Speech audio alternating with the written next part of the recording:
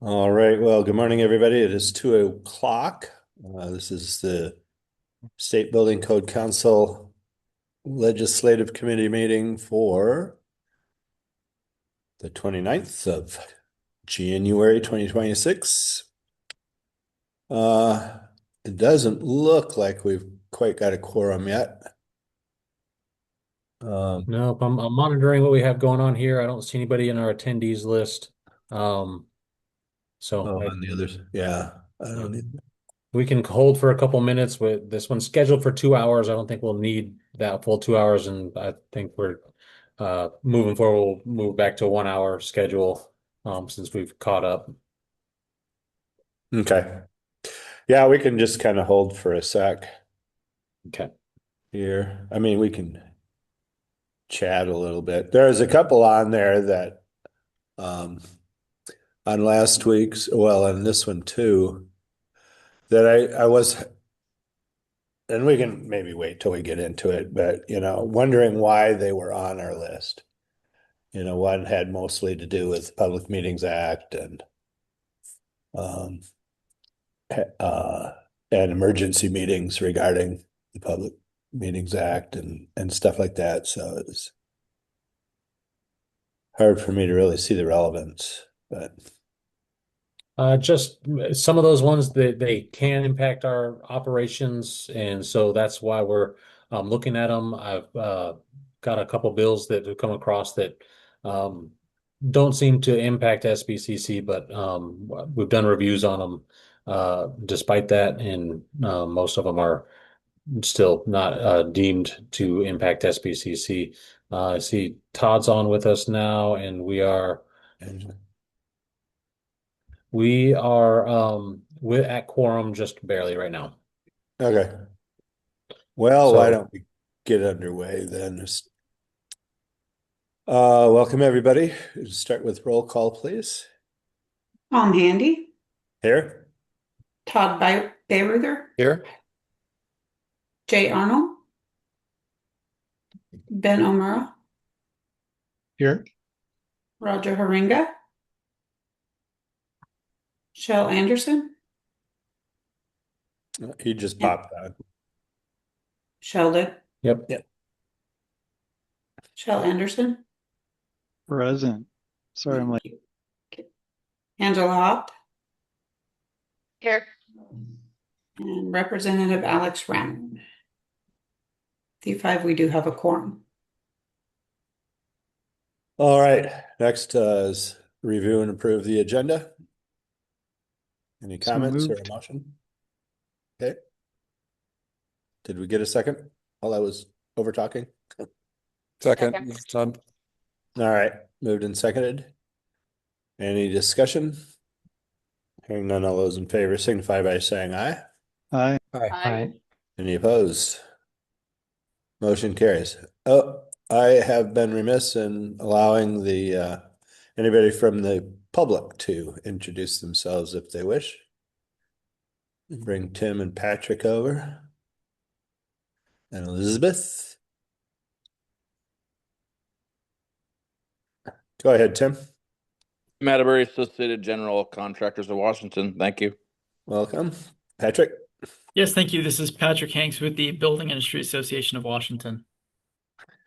Good afternoon, Elizabeth. And Elizabeth Torsky with Cascade Natural Gas. Thank you. All right, thank you. Now we can go on. Um, well, the list has changed quite a bit. You want to start going through that, Dustin? Oh, we got the minutes left still. Oh gosh, do we ever? All right.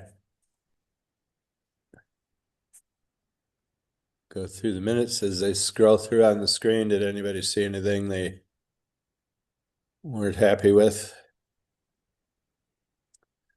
If not, we'll entertain a motion. So moved.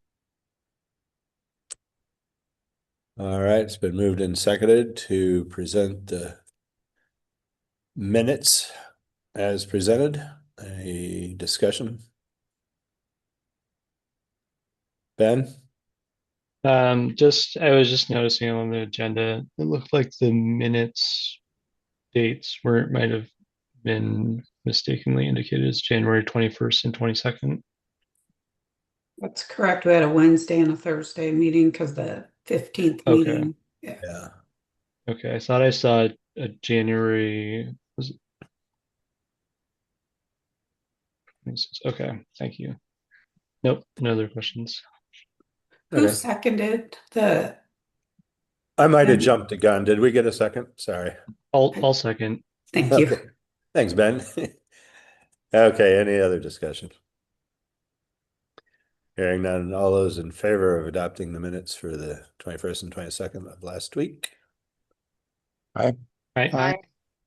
Any opposed? All right, motion carries. Now, item number 4, legislative update. All right, let me update the screen share real quick. All right, so I think it'll probably run better to run these side by side instead of one after the other as we did last meeting. Before I get going, I want to characterize kind of the marks I have on here. Any full line on here with it's fully highlighted is something new that wasn't on the sheet from last week. Any status depiction in here with a yellow bar is something that has changed as compared to last week. And any bill number that is yet highlighted yellow is also included on our upcoming events report. And then because I keep on talking about it, we have the bills highlighted in green are bills that passed in the 2025 session. So we're not don't have any reason to really follow 1582 or 1299. But that was just a quick update on that one. As we get into our high priority bills, we have three that have moved status into different houses or different uh, positions within a house. And so starting off, we have the embodied carbon bill 2273, which is on our list here today, going for public hearing on the 4th at 4 p.m. And we have been talking about this one a little bit, but nothing as far as formalizing a specific stance on this or a desire to testify on the part of SBCC. Then we have low-rise residential buildings 2381, which has moved to the House rules. And also the Kit Homes Bill 5552, which we talked about at length the last meeting, has moved from the Senate over to the House Local Government. And then we have a new one on here for today, which is the Wildland Urban Interface Bill 6279, which reads very similar to the HB 1254, but they're not labeled as companions as they were introduced together. Is there any of these that folks want to chat about before I move on into the medium priority bills?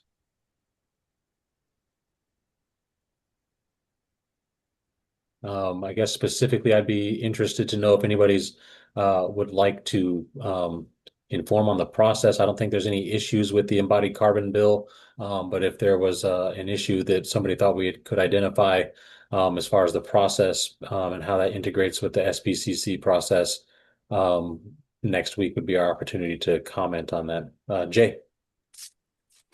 Thanks. Sorry, I just joined. Sorry if this has already been covered. On the Kit Homes bill, we talked a little bit previously about the date. And is there any work that we need to do to change that date? Or are we comfortable with the March of 2027? I believe so. From my standpoint, I believe that staff is comfortable with that date. There is a fiscal note attached to that, so it would be my hope that the upon passage that we get some funding for that to bring some additional resource for that one. Okay, and then apologies again if this has already been discussed. I did briefly look at the WUI bill 6279. I didn't see anything of concern, but wanted to see if staff had had a chance to look at that. I had looked at it, and as far as the change that might be compared to 1254, it's rolling in with our 2027 code cycle, and is dependent on the risk and hazard maps being complete. Right. So Okay, no issue good. from staff point. Great. Thank you. Regarding that, Dustin, have you heard anything recently on the status of those maps? Last I heard, they were kind of got into limbo land somehow, but I'm not They sure. are a little bit in limbo, but they are moving forward, and I don't have a hard target date for them, but I saw some hands come up. Angela, did you have a comment on Bowie Maps by chance? Yeah, DNR is doing road shows currently all over the state showing the maps. Oh, Those are they're done basically. As far as they're getting public comment, they're doing a road show now, and I think I heard it's something like June or July or something is when they want to have them finalized for public comments. But then in a meeting this morning, I heard it might be a little earlier than that. But if you go to the DNR website, they are holding what they're calling like road shows to kind of show them off a little bit on both the east and west sides of the state. And there was a virtual one earlier this week. And I believe there's a second virtual one on February 10th. The link's not up yet, but it's on their list of locations because basically from what I've been told, the money that they were given to produce the maps is gone. So this is as far as they can go on how zoomed in they can go. So they're not on a parcel basis, they're a higher level as far as what the areas are. But for the west side of the state, it's mostly that we've been removed from the high hazard and things for the most part. But yeah, so the maps are going to be, it sounds like, ready to go sooner rather than later. And I don't know, Todd was unmuted, so he may have more on it too. okay. Yeah, Patrick I do have sent one a, out. there Maybe you he go. does. I'm sorry, did you call me? Yeah, did you have something on Louis? I just saw your hand up. Yeah, There. Angela got it mostly right. The maps are slated to be done at least by like June or July. They have a version that they're showing. It doesn't have the east side of the state done yet. They're still getting the modeling done for that. If I encourage people to go. The meetings are really great. They explain the whole process, the science behind how they did it. They got a cool computer to do the modeling. And then you can go see the maps. And there's ones around the state, and then there will be two more online webinars that they'll do, one in February and one in March. Do you know offhand if they've got a target for the east side or, I mean, I'll go and look after this, but Yeah, if you like Google search DNR wildfire mapping, they have all the dates and locations for the in-person ones up. got it. Okay, thanks. Yeah. Todd? I was not going to comment on WUI, but that is interesting. I learned a lot there. I noticed that in section 2, they do have a hard date of November 1st, 2029, rather than the kind of common language they seem to have adopted this time on getting it into the start by January 1st, 2028, so that we're in the 3-year cycle. So that might be something to inform if it pops over to the House side. Yeah, that's kind of a carryover from last year. That's one of the things that like WABO has been working on the bills that we sort of try to inform on is getting them away from those hard dates and more into the language of the next code cycle type of thing. But yeah, I think that's a carryover from just it being from the last. Yeah. And then I was going to comment on Jay, your question. I did see Senator Wilson yesterday in Olympia and gave an update that we talked about last week, that we're trying to devise a plan on how we can have either special council committee meetings, then reporting monthly to one of the standing committees so that all progress and is brought to a standing committee. And so we don't know the answer yet. We've been looking at that internally with Dustin and Derek, but give an update that we're trying to come up with a plan should it go through. Thank you, Todd. Any more comments on the high priority bills before I move further into Chell? Yeah, thanks, Dustin. I have a few comments. Um, One, I think for 2273, um, there's something in there about the 2024 code in that, the 2024 building code. And I don't have my thoughts perfectly clear, but it seems like we should be careful about implementing anything in the 2024 code at this point in the process. If the legislature says we have to do it, we have to do it, obviously. But I think in informing them that the 2024 code is, largely through the rulemaking, or at least the code creation process, with public comment still outstanding. So I think there's some stuff at the end if you just look for the word 2024 in it. I don't know that it's uh, uh, unreconcilable. I just want to make sure that um, they're aware that rulemaking is largely the creation of the rules is largely done for the 2024 cycle. Which one was that, Chell? 2273. It's the uh, fourth one down from the top. It's about the embodied carbon. Oh, the embodied carbon. Okay. And this requires us to do certain things. And I don't know that it is contradictory to the embodied carbon appendix that we're looking at. I don't think it is, but I feel like we should inform them that it's late for making any changes to the 2024 code, and I think it can really be that simple. And Dustin, if you wanted to talk more about what specifics that might have for language, I'm happy to talk about that. I don't have a specific bit of language that would be better right now. But I think just having them be aware of that. I have comments on other bills, but I'll talk about them in a minute. Yeah, a quick point, Chair, on that one. Yeah, go for it. Jill, I think it's a really interesting question, and I hadn't really considered it. So we have a lot of what if scenarios here. So what you're saying is, what if this bill goes through? We'll know in a month, and that'll be before our hearings, and then we'd have to act quickly, which I guess we could with the delay to align the current petition that's going into CR 102. So it seems like that is a possibility. We'd have that time, and it seems to me we'd want to make that change to align better.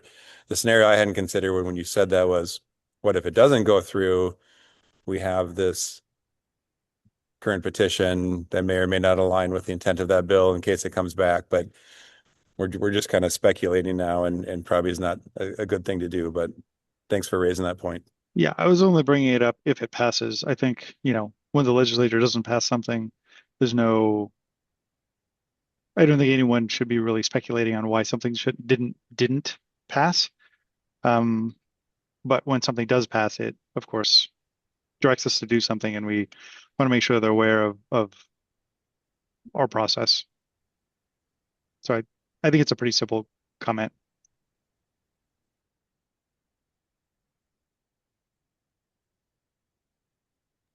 Okay, I have well, oh, go ahead. I have other comments on other bills as well. Go ahead, Chell. Okay. Yeah. And then I guess, Dustin, and I'm sorry if I asked this before, but did you have a thought on if the Kid Homes bill passes and the 2381 passes, are those semi-complementary or overlapping, or are those completely different code efforts by the Building Code Council that would cover completely different types of buildings? I would say that they can be complementary, but I do view them as two kind of separate rulemakings for us. But maybe the same group could address both of those, but haven't devised a full plan on what happens when they pass. Okay, because I'm concerned when we create lots and lots of pathways through the code. It just creates lots of work for building officials because they have to learn every pathway through the code, and lots of work for anybody who's trying to do a building, because then they have to figure out, well, what is the best way through the code? Should I take this path or this path or this path? So it brings a lot of complications every time we introduce a new path. And ideally, I guess, from the, trying to serve Washingtonians, ideally, maybe only one of them would pass, because it just would create a lot more kind of complications and rulemaking and thicker books and all sorts of things that are just not, I don't think, beneficial. So I don't know if it's possible to just say, hey, legislature, this is going to create a lot of complication if both of these things pass. That's my main comment on that one. Todd?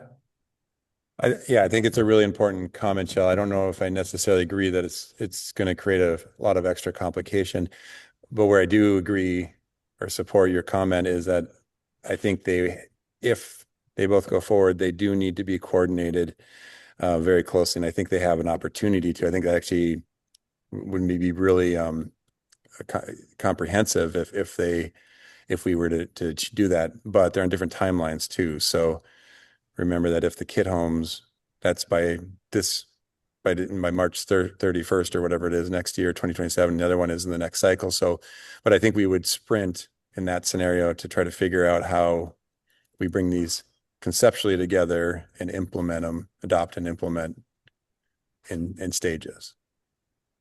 But we're getting way ahead of ourselves on two bills that haven't passed yet. But I like the question, Jill. I think it's a good thought journey. Yeah, and I think it's important to kind of think about the what ifs a little bit here, because if it does have a serious impact, that's kind of what we're here for, is to try and alert the legislature to those things, and then if it were to both happen, then okay, legislature, now how are you going to help support us? Yeah. So, Micah, you had something? Yeah, thanks for recognizing me. I did have two things on the bills that were being discussed. Just on the kid home bills, my understanding is there's an updated bill that would probably provide some clarification on what is needed and could work. Outside of my only question on it still is why the 800 square foot limit. If it's going to meet the more or less the residential code or building code, those don't have limits the same way. So that just seemed out of place. The embodied carbon bill, I definitely want to go back to that one. Again, I almost wish this one would die. The SBCC is doing something that through an appendix, but there's so many flaws in the embodied carbon bill that are going to, again, tie the state to certain things that they don't have flexibility on. That was part of the discussion during the appendix development that said, hey, this is in rulemaking, which means we have flexibility on it. Now you're putting it directly in legislation, which means you will not have any flexibility on that. And there could be some conflicts in it, something like in section 4 of this bill, it ties you to ASTM standard E291 2022 version. So if there's an updated version, you can't use it, even though the state in other sense automatically updates to current reference standards. So again, I think it's putting in specific parameters in there that eliminates flexibility for the State Building Code Council. It's not that we don't want to do this. Obviously, you want to have the flexibility. Another section of that bill that I mentioned before, that it, for the existing structures, it ties you to a 45% number. Maybe we want to increase that or decrease that as you move forward to improving things in the state for this. Again, if it's in legislation, we're tied to it. It would be nice if they would just eliminate those sections, put it back on the tags like we've done, like we support in the past, that the council supports in the past, and suggest modifications to that bill. Again, support it with modifications. Thanks. Ben? Yeah, and Todd, I don't know if you wanted to respond to Micah. I just had a quick comment about 2381. I will, just to Micah, just to clarify, Micah, you were talking about the embodied carbon bill there, and I thought Shell and I were talking about the performance-based code and the kit home bill together, but Maybe so. Yeah. add But too understood. many Just of to them. clarify, you were talking about embodied carbon in the last comment. Correct. Okay, Ben. Yeah, I guess for 2381, just looking at some of the current language, it seems like it could be fairly broad in terms of application. Like it references structures from 1 to 6 stories up to 24 dwelling units. So it seems like it's much broader than the kit homes potentially. And it does seem like there could be some clarification on what what types of structures and what codes would potentially be affected by it, as it's only referencing R406 in terms of actual code sections, but refers more generally to international building codes. So we'll see how it goes. Yeah, go ahead, Todd.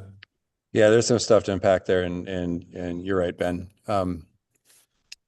This bill is started as IBC appendix only. An amendment was made to the R406, which I have questions about whether it's appropriate to put it in 19.27 to mandate an energy code. And then there are other considerations about why that would be in there in a bill that's not about, it's about performance-based codes and not about a rating system and so forth. That pathway already exists.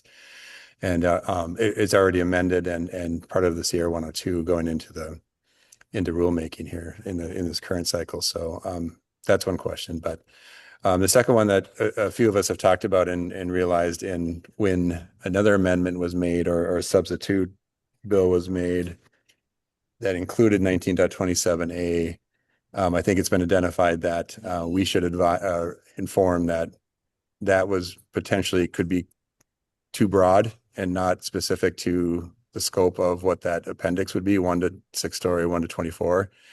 So I think that's fair. I think that the way it reads right now that I'm going by memory here. So whatever the amendment is to 19.27A, that is the embodied carbon offset and substitution.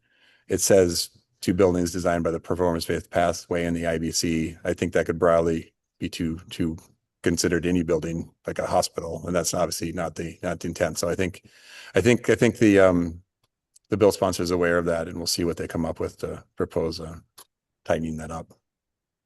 Is there anything else I forgot, Dustin, about something we talked about yesterday? Those are the two main things, right? Those are the two things we were talking about. Okay. Joe? Thank you. Yeah, on 2381, since we're there now, I think the energy code idea of R406 is extremely problematic. The legislature's already directed us to meet certain energy performance targets, and if they force us to adopt a much worse standard, we're nowhere near on track to do that. So that's kind of telling us to, run a 2-mile race and then saying, but you can't, you can't make it past a mile no matter what you do. So it's just giving us an impossible mandate to do and then tying our hands so that we can't even do that. So the R406 thing is extremely problematic. And as Todd was saying, I think the embodied carbon offset or substitute for energy performance may be workable, but right now it applies to any performance-based pathway, or it appears to. It's really unclear. It seems like it should apply to only the buildings covered by this statute or bill, which are the 1 to 24 units and to 6 stories. So I think those are my main comments on 2381. Yeah, and then I have comments on other bills as well. Okay, any that are up in the high priority area here?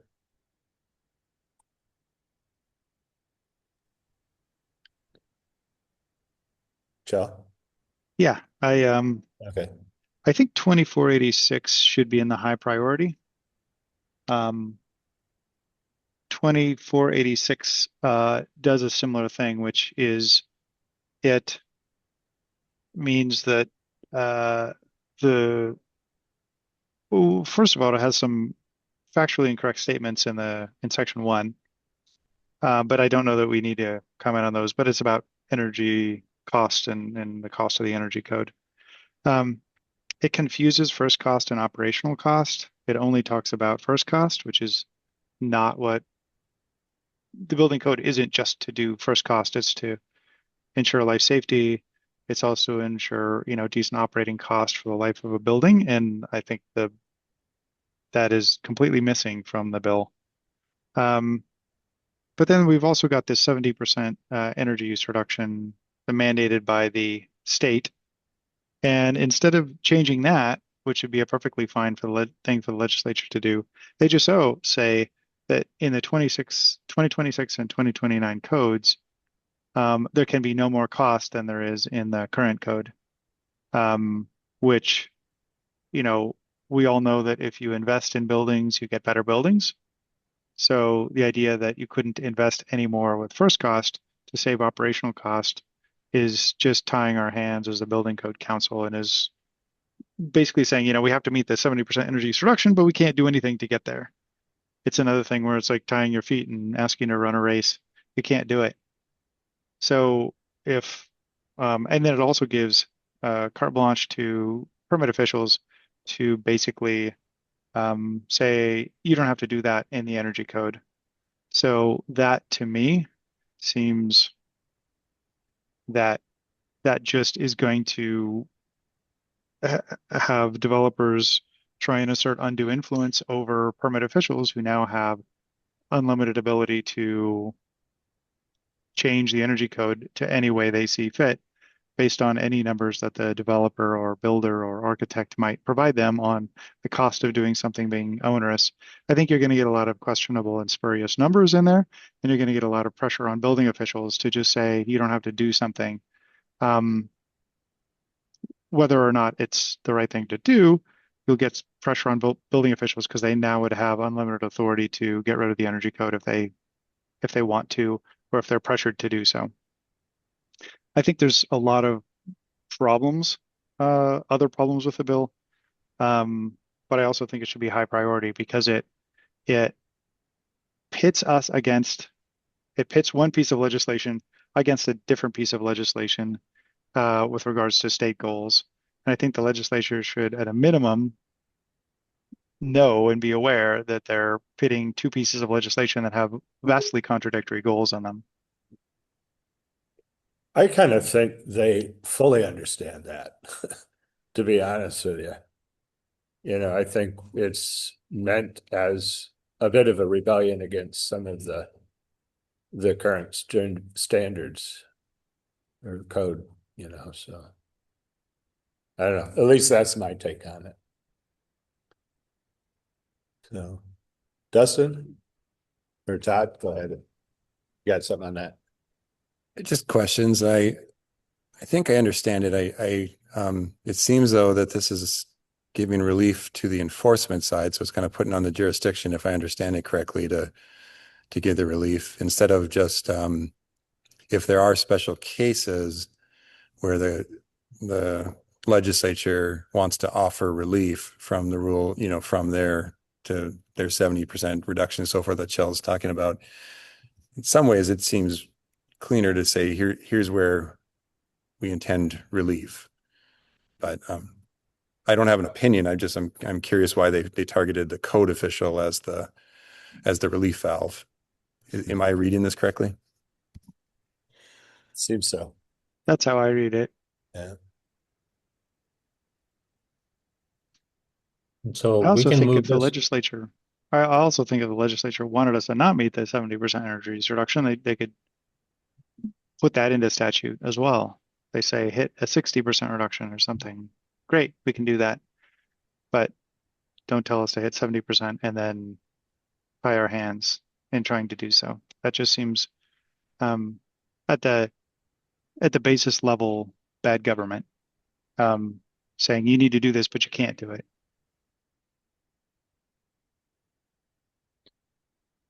Go ahead, Todd. Yeah, I mean, I think we could choose different words. I mean, I don't want to tell them that they're writing bad law, but I didn't mean that as a criticism, Joe. I'm just, the more I think about this, everyone understands that as we're constricting down to these, these final two cycles, it's getting really hard, and we really now have to be deliberate about cost benefit. And there's certain things we can do, but not many, to give relief. We need them to be very specific about where they want relief if they're saying so. And maybe it's code officials, but I just think this creates a little bit of chaos rather than being specific and letting that be written into code. So anyway, thank you. And this one can be moved up into the high priority category, not an issue for that display there. Some of the reasoning why it was not put into the high priority is that this was viewed as, requiring rulemaking, but not necessarily out of cycle with what we've already got planned. And so definitely viewed it as a difficult task. But I thought that being procedurally kind of within our rulemaking process, it would not rise to the level of high priority, but we can definitely move it up there.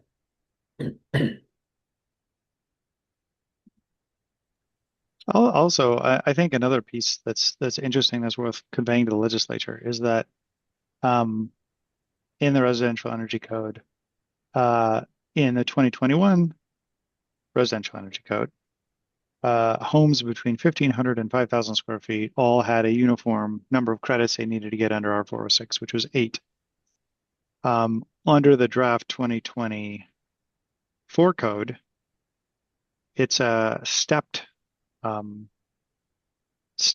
number of credits.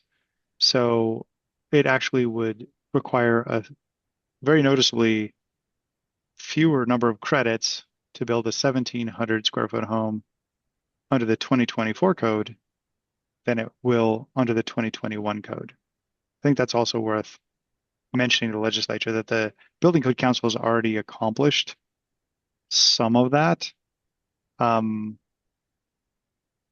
But I think this specific 2A is like, all right, who's determining what costs more and what costs less? I think that's a challenge. Anyway, we were offering the 2024 code through the tag process, and so far out to CR 102 in the first iteration is doing kind of something that seems to be the intent of the bill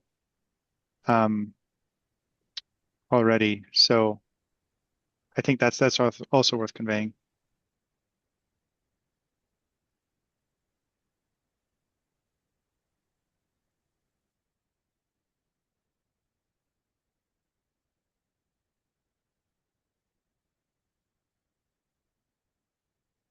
Angela?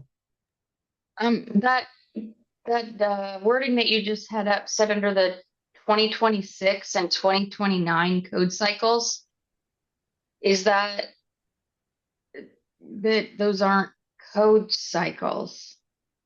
There's the 24 code is what we're going to be adopting, then the 27, and then the 2030. So, or do they mean those? So I'm confused. I think they probably meant adoption times. Well, then Be that's my a little guess. late because the 26 would have been this code cycle, which we've already done all the work for the energy code. So we'd have to basically undo it all. So, My sorry. guess, and I had the same question, Angela. Well, my guess is that they mean 2027 and 2030 because those are named code cycles. That's my guess, my best guess, but I think, Dustin, that's a great point to bring up is what do you mean? Yeah, that should probably be cleared up before, if it passes, so that it actually correlates. I think it's also problematic to include the 10-year cost recovery. The state of Washington has a life cycle cost analysis tool that they require for state-funded projects to go in there, and that uses a much longer time frame. I think it's, the legislature can tell us 10 years, but I guess the tools that have already provided to building owners and designers in the state are much longer than 10 years, just as a point of reference.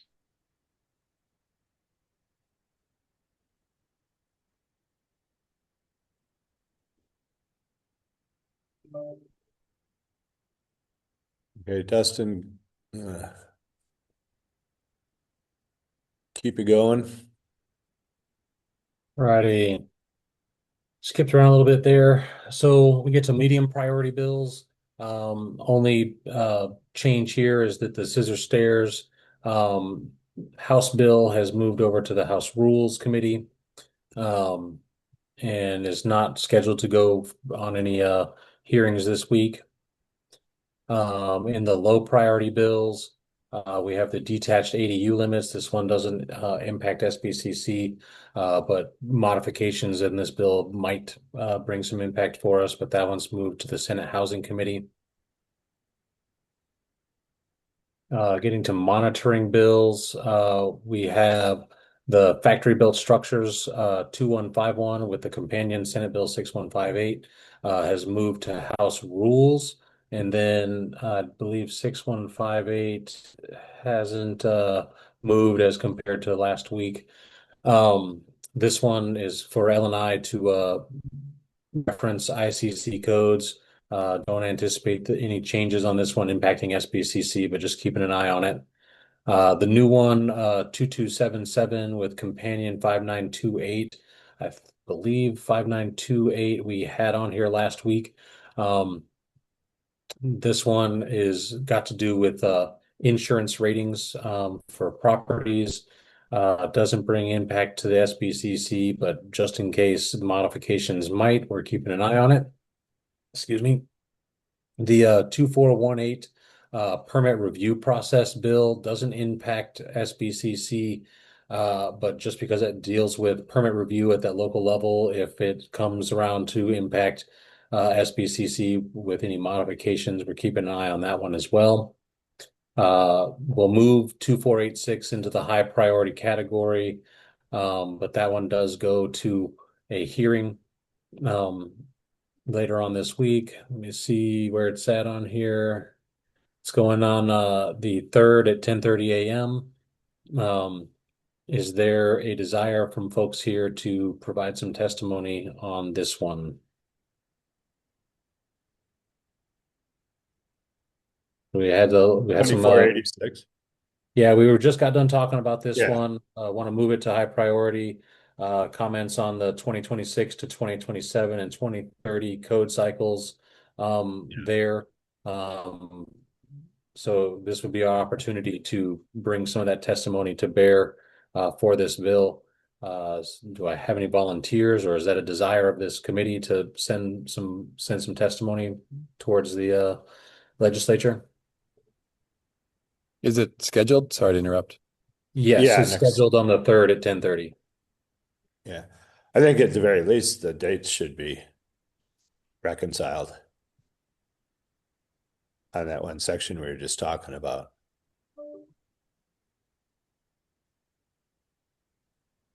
Todd? I don't know that anyone needs to testify necessarily. I just think I think it's understood that, Dustin, you could provide comments on the dates, right? Clarification, if the committee agrees. I can provide some comments so that they allow written comments coming in. So I can prepare some commentary to deliver on this one.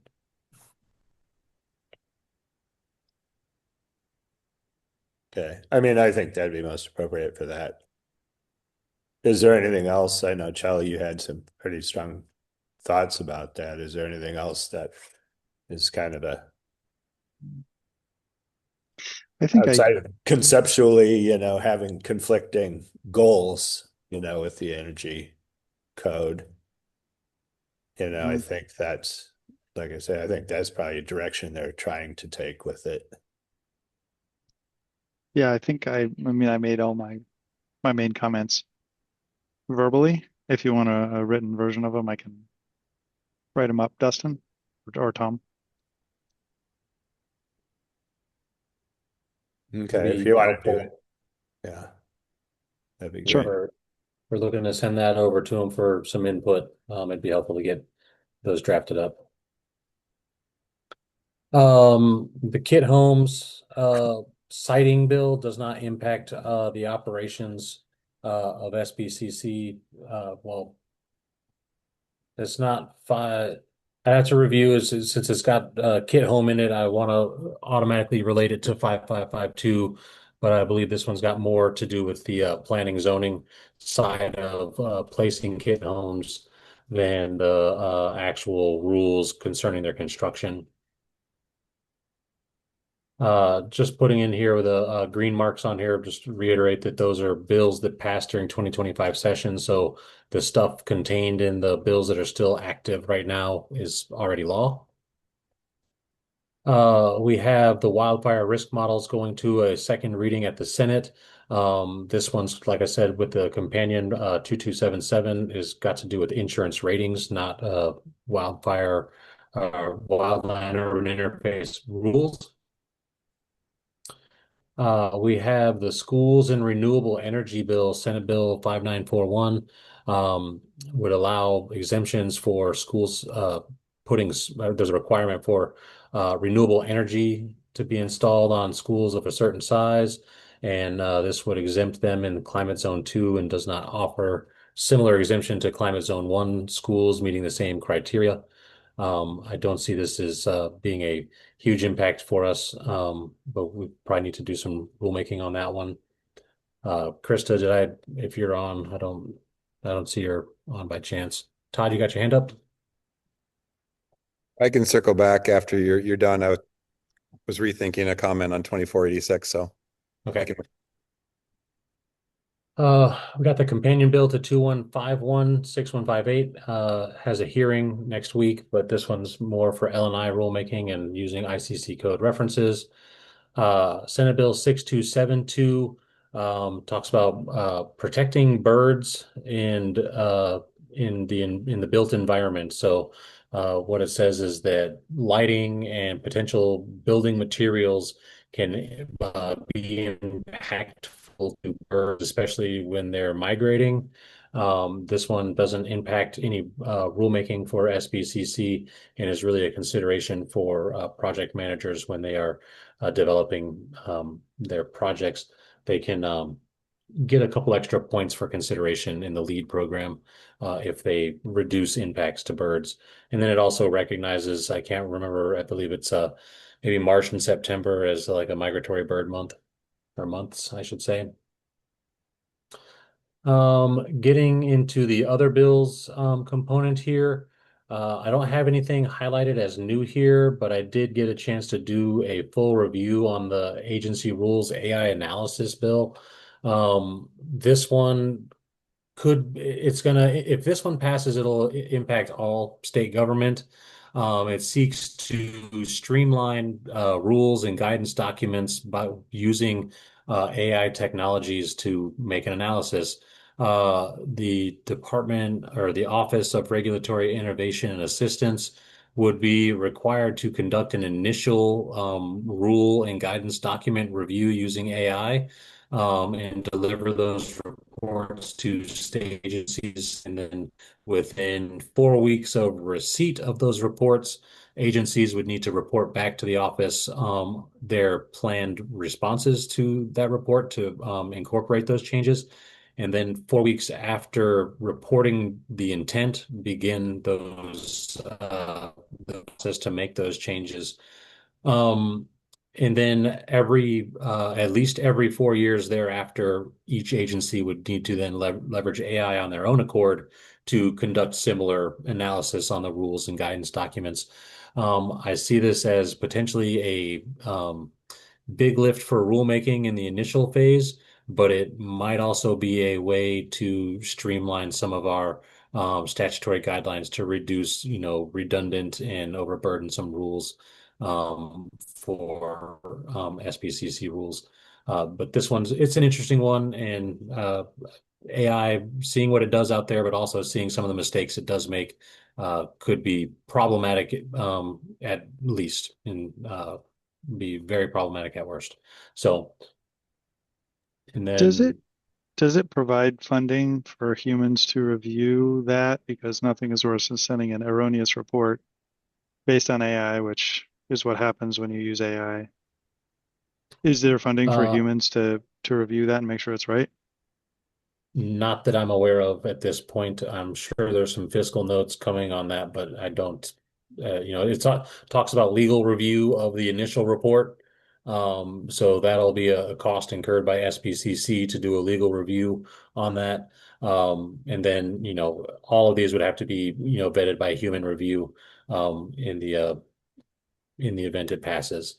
And this one's not scheduled for a hearing, and there is no fiscal note currently on it.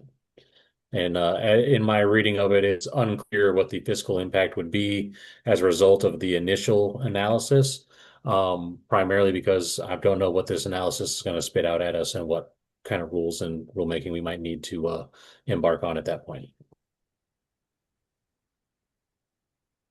And then Todd, you had want to recircle back to another bill? On 2486, I was just rethinking, I had made the comment that I think it's okay for Dustin to give technical feedback on the dates. But thinking everything, Chell, you shared, I found that very valuable and very informative. So I personally wouldn't be opposed if it was the will of the committee to have you testify and inform the committee, the local government committee on that. I would raise maybe a little concern that, we might exceed the authority granted to this committee. I feel like that's kind of touching on the policy of that bill and not how it impacts SBCC procedures. Yeah, I'm kind of in that same area and thinking on that, it's touching the edge of the gray area because it does seem to get a little policy oriented. Go ahead. Angela? I don't know. I mean, it's not particularly an opinion. I mean, it's fact. It's basically informing on the effect this would have on our process. So, I mean, yeah, I could see it go either way, I guess. Chell? I'm available. At that time, I looked at it. It's 10:30 on the Tuesday or Wednesday, Tuesday or something like that.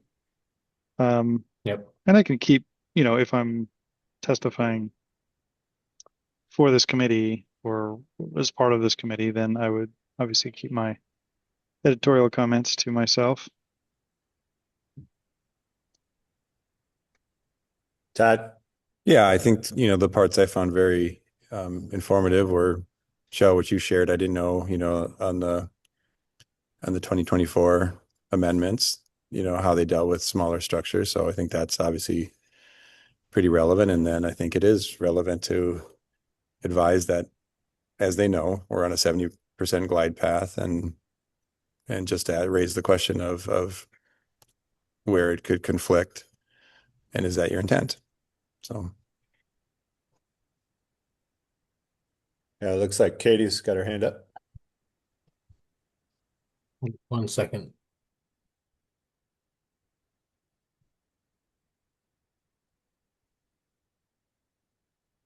Go ahead, Katie. Hi, everyone. Thank you. I was thinking the same thing. I feel like in some ways just letting them know that like guidance, as we sort of like pass the low-hanging fruit, um, that those policy directives and letting them know that that's the effect is hopefully helpful. and maybe a broader statement on that, like in our report to the legislature. I don't know if that's helpful or if that would constrain us, but it does seem like kind of letting them know that that is the effect of some of these things is helpful, so they know so they know.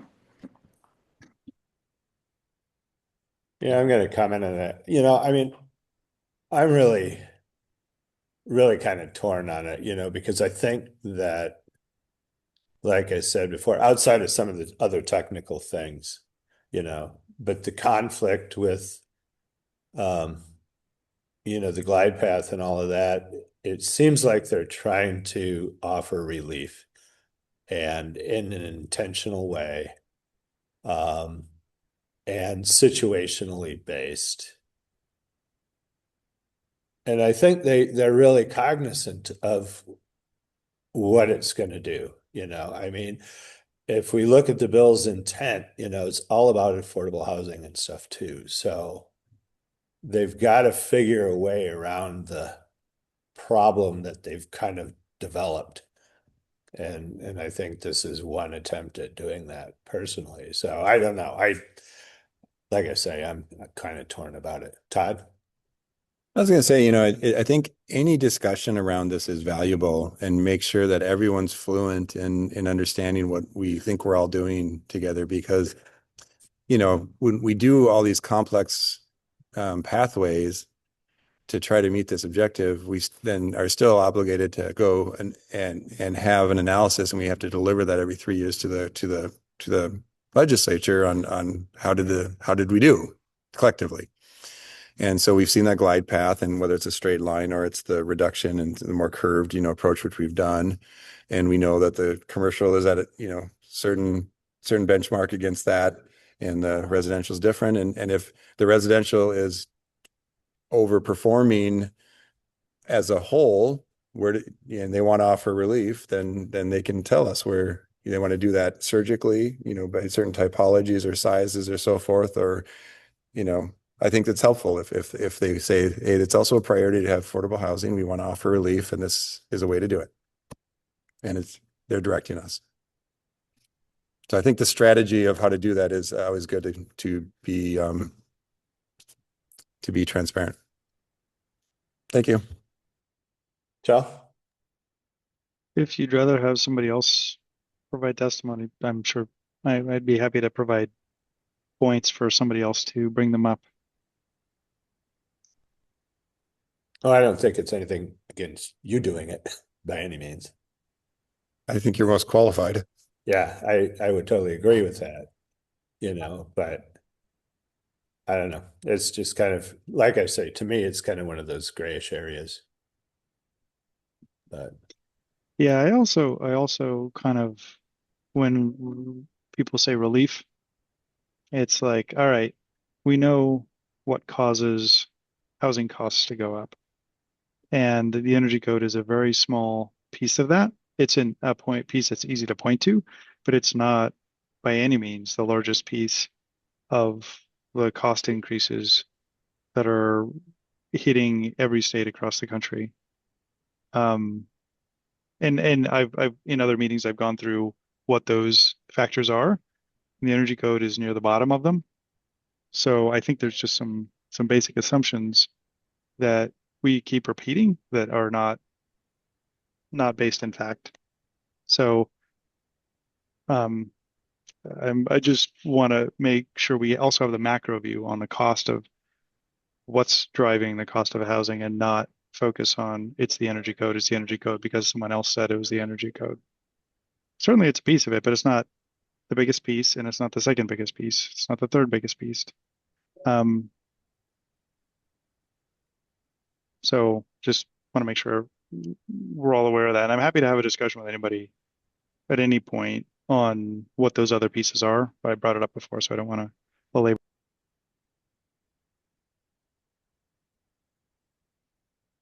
okay, so where are we as a group on this? Maybe we should just take a democratic approach to how involved we want to get in any comments that we give. I mean, I think we all agree that squaring up the dates is is a definite should do.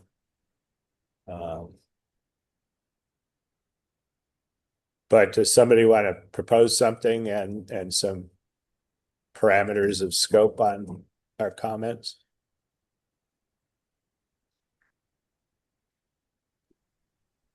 I'm comfortable nominating Chell under, in the context of this discussion. I think it captures it.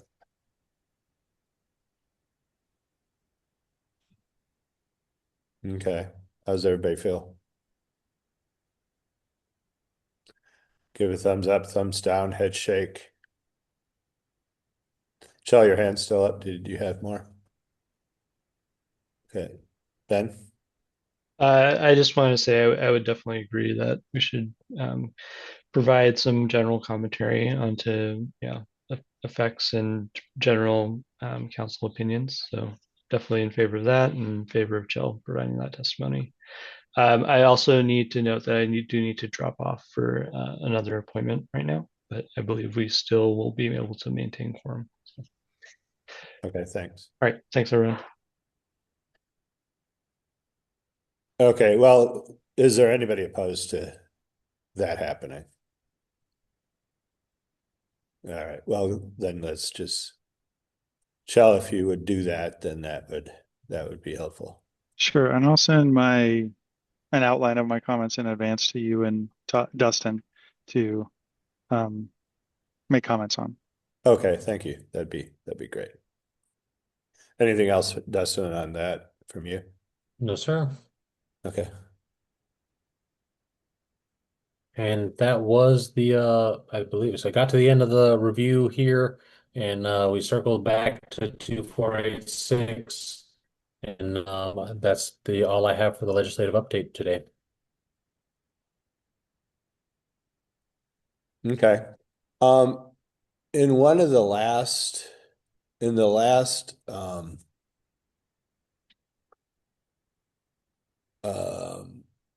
events report, or no, it was just the list. Yeah, let me get to it here.